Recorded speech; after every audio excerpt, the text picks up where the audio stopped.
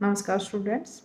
आज हम द्विवेदी युगीन हिंदी काव्य धारा का संक्षिप्त परिचय देते हुए उसकी प्रमुख प्रवृत्तियों का उल्लेख करेंगे। द्विवेदी युग भारतेंदु युग के बाद का युग है, जिसकी समय सीमा 1900 से लेकर 1920 ईस्वी तक है।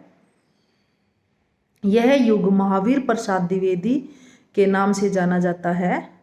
द्विवेदी युगीन हिंदी काव्य धारा को भारतेंदु का युग के काव्य का विकसित रूप कहा जा सकता है। इस युग में खड़ी बोली को काव्य की भाषा बनाने की एक महान सफलता थी। इस महान कार्य में सबसे अधिक योगदान महावीर प्रसाद द्विवेदी का है। उन्होंने अपने अथक प्रयासों से खड़ी बोली को काव्य भाषा के रूप में प्रतिष्ठापित किया था। महावीर प्रसाद ही इस युग की साहित्यिक चेतना के सूत्रधार थे। महावीर प्रसाद द्विवेदी के अलावा भी इस युग में और महान कवि हुए हैं। प्रमुख कवि वो हैं श्री अयोध्या सिंह उपाध्याय हरिओद, जिन्होंने प्रिय प्रवास लिखा था 1917 में, महाकाव्य था और खड़ी बोली में लिखा था। रामचरित उपाध्याय, नाथुराम शंकर, रामनरेश त्रिपाठी, मैथिली शरण गुप्त और सत्यनारायण कविरत्न। इस युग की जो प्रमुख प्रवृत्तियां हैं वो इस प्रकार हैं। सबसे पहले है देशभक्ति की कविता। इस युग के प्रत्येक कवि ने देशभक्ति के संबंध में लिखा। भारतेंदु युग की कविता देश प्रेम, भाषा, वेश और भोजन तक सीमित थी। अब इस युग में उसकी परिधि बढ़ गई थी। इस युग की कविता में राष्ट्रीय भावना जातीयता पर आधारित थी। इस समय राष्ट्रीय जागरण एक प्रकार से हिंदू जागरण था। इस जागरण में इतिहास और परंपरा का अवलंबन प्रधान था। वास्तव में इस काल के कवियों ने इतिहास के गौरव और महत्वपूर्ण परंपराओं की काव्य रचना की। उदाहरण के लिए मैथिली शरण गुप्त ने साकेत, भारत भारती, अयोध्या सिंह उपाध्याय का प्रिय प्रवास, वैदेही वनवास, सत्यनारायण कविरत्न का भ्रमर गीत आदि में देशभक्ति का स्वर सुना जा सकता है। इन कवियों ने तत्कालीन समाज की दयनीय अवस्था पर करुणा व्यक्त की और अतीत को याद करते हुए वर्तमान समाज को जगाने का प्रयास किया। इस युग के कवियों में देशभक्ति की जो भावना थी वो कूट कूट कर भरी हुई थी। दूसरी जो इस द्विवेदी युग के काव्य की विशेषता है वो है धार्मिक भावना। इस युग की धार्मिक चेतना में पर्याप्त व्यापकता और विशुद्धता आई है।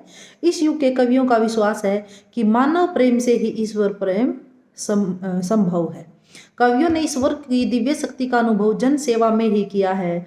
ठाकुर गोपाल सिंह नेपाली के शब्दों में, जग की सेवा करना ही बस है सब सवरों का सार, विश्व प्रेम के बंधन में ही मुझको मिला मुक्ति का द्वार। अगली जो इसकी विशेषता है वो है सुधारवादी दृष्टिकोण। द्विवेदी युगीन कविता सुधारवादी भावनाओं से परिपूर्ण है। इस युग के कवियों ने अनेक कुरीतियों का वर्णन करके सुधारवादी दृष्टिकोण प्रस्तुत किया है। इन कविताओं में बाल विवाह, विधवाओं की दयनीय दशा, शिक्षा प्रसार आदि भावनाओं की अभिव्यक्ति मिली है। अनेक कवियों ने किसान, मजदूर, दलित व त्रस्त जन के दुख दर्द को भी व्यक्त किया है। नेक्स्ट जो इसकी विशेषता है वो है सामाजिक चेतना। आधुनिक युगीन काव्य में समाज सुधार प्रमुख स्वर रहा है, क्योंकि उस समय हम आज़ाद नहीं हुए थे तो हमारे अंदर, हमारे देश में बहुत सी बुराइयां चली हुई थी, जिससे कि भिन्न भिन्न कवियों ने अपनी कविताओं के माध्यम से सुधार की आवश्यकता समझी और अपनी कविताओं में सुधारवादी दृष्टिकोण अपनाया। इस युग में हर कवि ने समाज में व्याप्त बुराइयों पर अपनी लेखनी चलाई है। इसका प्रतिबिंब इस युग के काव्य में साफ दिखाई देता है। यहाँ समाज सुधार पर बराबर रचनाएं हुई। श्रीधर पाठक ने विधवाओं के पुनर्विवाह का समर्थन किया। नाथुराम शंकर शर्मा ने बाल विवाह पर व्यंग्य किए। दहेज प्रथा की आलोचना की गई। मैथिली शरण गुप्त ने अस्पृश्यता को समाप्त करने की वकालत की और समाज के पिछड़े वर्गों और किसानों के प्रति सहानुभूति प्रकट की। इस प्रकार देश प्रेम की भावना और सामाजिक सुधार की प्रवृत्ति इस काव्य की प्रमुख विशेषताएं थी। इसलिए इस काल को पुनरुत्थान अथवा पुनर्जागरण के काल की भी संज्ञा दी गई। नेक्स्ट जो इसकी विशेषता है वो है युग बोध। इस काल के कवियों ने अपने युग की भावनाओं को आत्मसात करके अपने काव्य में प्रकट किया। इन कवियों ने समाज सुधार, स्वदेश प्रेम, त्याग, वीरता आदि युगीन भावनाओं को अपने काव्य में प्रकट किया है। इस काल की कविता में उस युग की सामाजिक चेतना को सहज रूप से देखा जा सकता है। इस संदर्भ में मैथिली शरण गुप्त की ये पंक्तियां देखते ही बनती हैं। एक एक सौ कंसों को ललकारो, मातृभूमि के ऊपर धन जीवन सब वारो। नेक्स्ट जो इसकी विशेषता है वो है प्रकृति चित्रण। इस युग में प्रकृति का चित्रण तथ्यपूर्ण शैली में हुआ है। कवियों ने प्रकृति का अनेक रूपों में वर्णन किया है। श्रीधर पाठक ने कश्मीर की सुषमा का मनोरम चित्रण किया है। प्रकृति जहाँ एकांत बैठे, निज रूप संवारती, पल पल पलटती वेश, क्षणिक छवि छिन छिन धारती। नेक्स्ट है देश के अतीत गौरव व संस्कृति का वर्णन। इस युग के कवियों ने देश के अतीत के गौरव का पौराणिक और ऐतिहासिक संदर्भों द्वारा वर्णन किया है। हरिओद, नाथुराम शर्मा शंकर ने अपनी कविताओं में अतीत के गौरव का चित्र प्रस्तुत किया है। गुप्त जी ने अपने काव्य में भारतीय संस्कृति का उज्ज्वल रूप स्पष्ट किया है और गुप्त जी ने अपने काव्य में भारतीय संस्कृति के आदर्श पात्रों को प्रस्तुत करके अतीत के गौरव और भारतीय संस्कृति की दयनीय दशा पर दुख व्यक्त करते हुए कहा है, हम कौन थे, क्या हो गए, क्या होंगे अभी, आओ विचारो आज मिलकर ये समस्याएं सभी।